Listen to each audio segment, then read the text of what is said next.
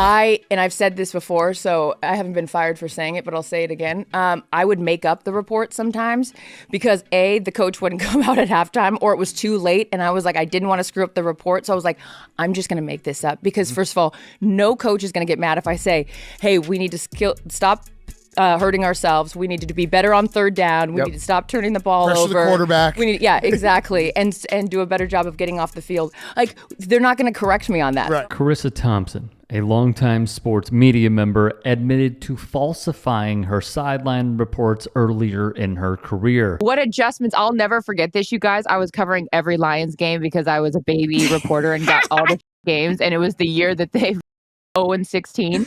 And Rod Marinelli at halftime, I was like, oh, coach, what adjustments are you going to make at halftime? He goes, that's a great perfume you're wearing. I was like, this isn't going to work. I'm like, all right, I got to make up a report. I'm not kidding. I made up a report. I've done that too for a coach that I didn't want to throw under the bus because he was telling me all the wrong stuff. What's frustrating is Erin Andrews also admitted to doing it, but that's received far less attention. It just has shined such an ugly light on a job that every time I explain what I do to people, I have to give this caveat that, I'm more than a normal sideline reporter, because unfortunately the perception is what it is. And these types of things do not make it any easier for the people that bust their asses on the sideline in these weather conditions, braving heat, braving snow, braving really bad rainstorms. It really doesn't matter. If the team takes the field, so do I. Tulane football sideline reporter Maddie Hudak gave a really thoughtful response I'd like to show. Please follow her on Twitter if you can. And what do sideline reporters do other than provide injury updates and apparently may or may not be making things up that coaches are saying? I mean, I just could never fathom. And again, I've had shows where, yes, it's post-game. It's not a live throw down to me, but we're still live on air. And we've had a game where there were no interviews at all. And was I just supposed to sit there in silence, or was I supposed to pretend that I was hearing Corey talking to Willie in my ear and give some fake update? I mean, it's just a wild headspace to put myself in, but it just diminishes, again, the work that women in this industry do, not only on the field, but all of the work that we're doing to convince people that we're worthy of a space in this industry and our voices are worthy as something on air. You can see and sense her frustrations, and she was not alone. It's just a lot of credibility that women have to fight for all the time, and sideline reporters have to fight for just as much, if not more, than, being a woman. It just feels like this stupid stigma that stuff like this just does not help. All that to say, we do exist out there, and it's worth seeking out, again, your local radio coverage, the guys and the girls that are there every day of practice, forming those relationships with coaches, and just having the integrity to never say something and say that it came from a head coach's mouth. At least I can guarantee, but I just hope that this conversation lifts people up and doesn't do the opposite in tearing down a job description that is already an uphill battle. That's well done by Maddie. Now, David Aldridge, a name many know for being in the industry for decades, had a really thoughtful and insightful piece on The Athletic. And I want to read a few parts of this because this is a man who not only has experience, not only has credibility, but puts it into words that many wish they could. There is an assault on journalism.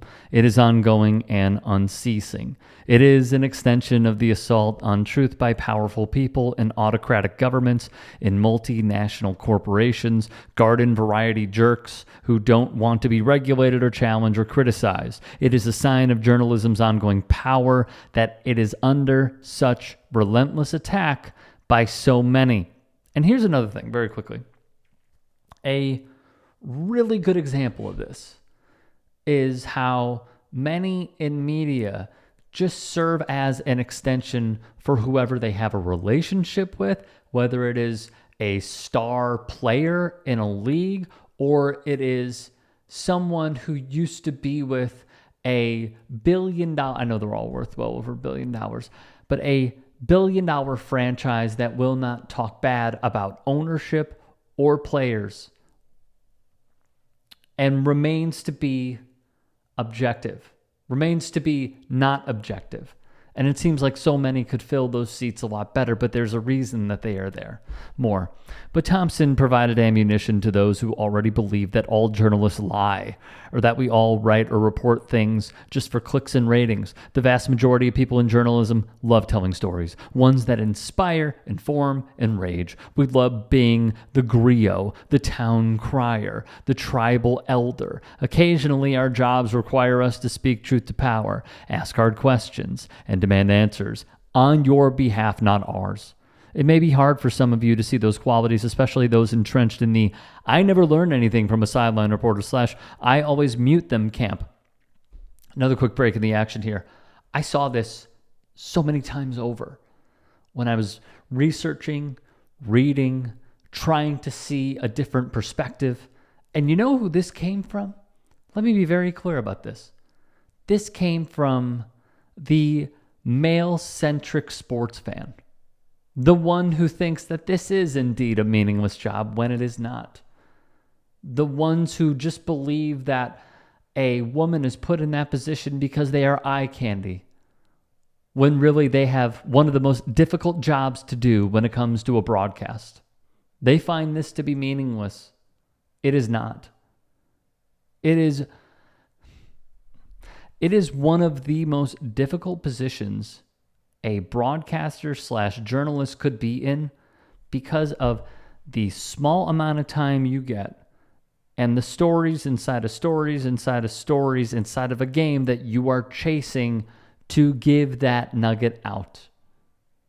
I just want everyone to keep that perspective before you go on, Twitter, Facebook, Instagram, TikTok, comment section, what have you, and diminish what these people are doing, because it is not an easy task that they have. Sideline reporting often is the only way for non-ex-players, both male and female journalists, and particularly those of color, to be involved in game broadcasts, especially as studio shows are now almost completely populated by former players and coaches. Thompson caused immense damage to those journalists, and especially young people just breaking into the business, many of whom went to journalism schools at Syracuse, Missouri, Northwestern, or my beloved alma mater, American University, to learn the craft and how to do it with integrity and passion, to not be a talking head. Women like Andrea Kramer, Pam Oliver, Lisa Salters, Laura Oakman have blazed trails with their decades of excellent work from the sidelines and have dealt with way more crap than I ever did about their appearance, their voice, their everything. Their very presence seems to raise the hackles of some viewers, mostly male. When it comes to reporting, whether on the sideline or on other news, there is no such thing as a little lie. You have the information or you don't. And if you don't, you say so. If the head coach isn't available, then get an assistant or a player or a trainer. Get somebody. It's always on you. That is very important. Because what we are led to believe in what Charissa Thompson said was that a coach did not give her an adequate enough quote or didn't give her a quote at all. The wiggle room that we have here as critics is, who else did you try to get? Who else did you attempt to speak with? Was the head coach the be-all, end-all? Or were there other, potentially, team personnel that you could have spoken to? That is a very important point by David Aldridge. And I think it's one that many did not even conjure when discussing this story. The reaction from journalists to this has been so strong, because all that any of us who do this for a living, all we have is our reputation. It takes a career to build, and it's a bear to change once it's lost. Charissa Thompson has said that essentially she misspoke. And what she said in that interview with Part of My Take is not true. The problem is, we now have her on the record twice as saying this. As a fellow member of the media, I believe that Charissa Thompson is very good at what she does. I do. The issue is, as from Trump rallies to what we're seeing in the Middle East with one side completely playing into and spitting out propaganda that is echoed by certain networks, there is a distrust. And a lot of it is because of what we have done and how we have gone about doing it. In order for the public to trust us, it remains to be seen if we can do this, but there needs to be watchdog journalism, there needs to be objectivity, and in media, there should be no favors. We should not pull any punches. We should ask the hard questions, and most importantly, be honest while chasing the truth. I reiterate, what a lot of these women have to deal with, sometimes what a lot of men have to deal with, is horrendous. The mistreatment from athletes, from coaches, from team personnel, going into and playing up a reporter's looks instead of giving them a quote, is a stigma that absolutely needs to be abolished and reformatted in the player to media relationship, coach to media relationship, what have you. But to admit twice to making up a report, even if it is in generalities, without citing, well, I did the research prior to, and here's what they told me, and here's my analysis of how that played out, that would be a little different. That's something that we could tinker with, and it wouldn't have caused the firestorm that we now have.